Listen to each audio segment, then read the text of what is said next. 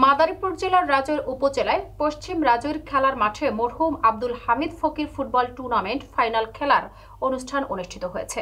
বঙ্গ টিভির staff reporter Mohammad শাহাদাত হোসেনের তথ্য ও ভিডিও চিত্রে থাকছে বিস্তারিত। মাদারীপুর জেলার রাজৈর উপজেলায় পশ্চিম রাজৈর নেয়ামলের সঞ্চালনায় হাজী মোহাম্মদ গোলাম মোস্তফা হাওলাদারের সভাপতিত্বে ফুটবল খেলার অনুষ্ঠান অনুষ্ঠিত হয়। অনুষ্ঠানে প্রধান অতিথি হিসেবে পুরস্কার বিতরণ করেন রাজৈর উপজেলা নির্বাহী অফিসার রাজৈর পৌর প্রশাসক মাহফুজুল হক। বিশেষ অতিথি হিসেবে বক্তব্য রাখেন রাজৈর থানার ভারপ্রাপ্ত কর্মকর্তা মোহাম্মদ মাসুদ খান।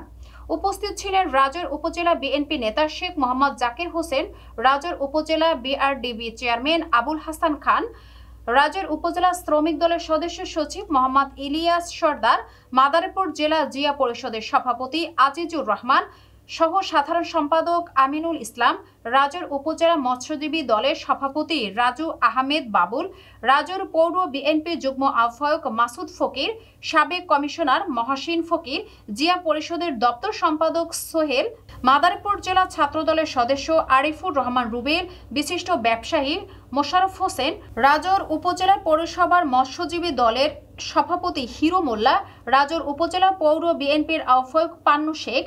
পশ্চিম রাজৈর আরামবাগ ক্লাব ইটালি একাদশকে হারিয়ে চ্যাম্পিয়ন হয়।